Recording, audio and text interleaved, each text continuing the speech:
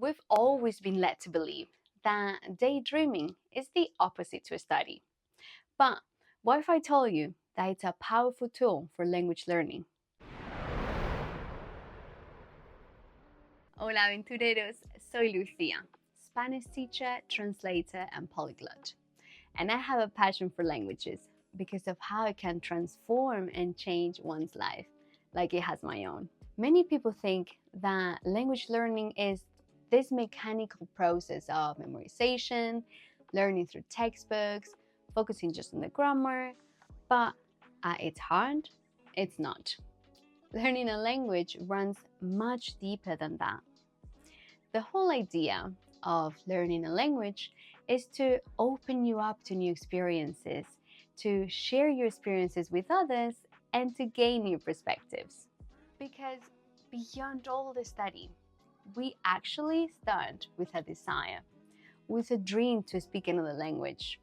And I think that that dream sees you in a life somewhere, speaking fluently in one situation or another.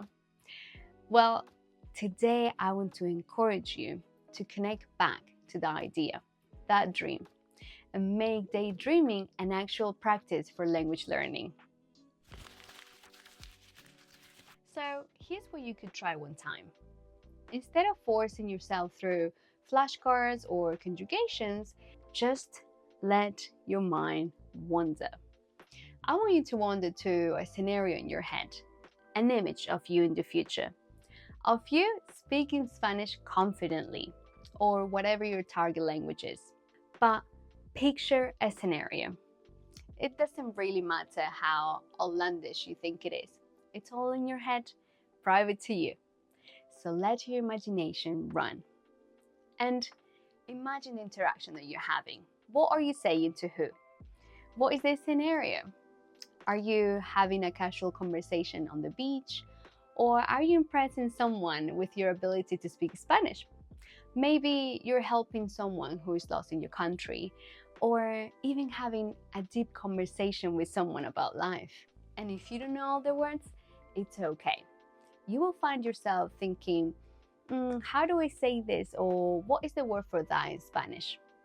And before you know it, you are learning through curiosity and imagination, not effort. Imagine the conversation and what you would say and how they would respond. Do your best to make it all in Spanish. But if you're not there yet to speak entirely in Spanish, or if you're completely new, then as the dialogue plays out in your head, just write it down in your native language, doing one line at a time, and then translate it. So you slowly take this imaginary conversation in your native language and you turn into Spanish. Let your curiosity guide you. If it encourages you to look up new words or new grammar so you can understand the translations, then do it. Be enthused and enjoy the creative play. Also, one of the most underrated aspects of language learning is building confidence.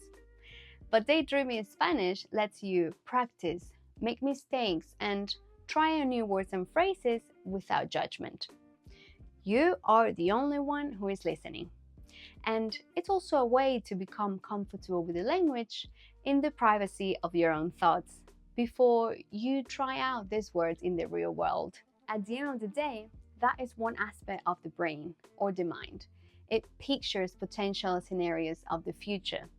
It plays scenarios out in your head as almost a dry rehearsal for real life. So use this ability for learning your target language. Just think about it. Language is all about imagination. When we learn new words, we're not just memorizing them, we're connecting them to ideas, images, emotions, and even experiences. So when you daydream in Spanish, you are reinforcing those connections naturally. You are associating the word mesa with an actual table in your mind, not just a word on a list. You're thinking of sol as the warmth you feel on your skin, not just a word you had to learn for an exam. It's immersive, but it's happening entirely in your head.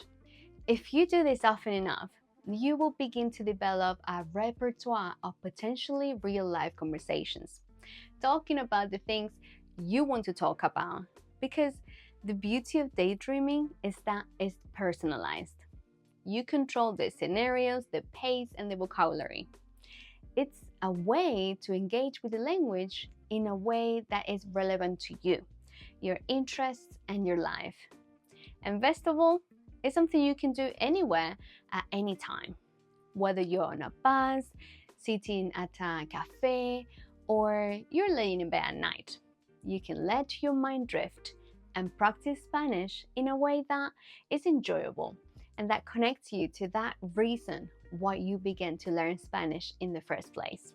And remember, aventureros, the more you daydream in Spanish, the more your dream in speaking Spanish comes true.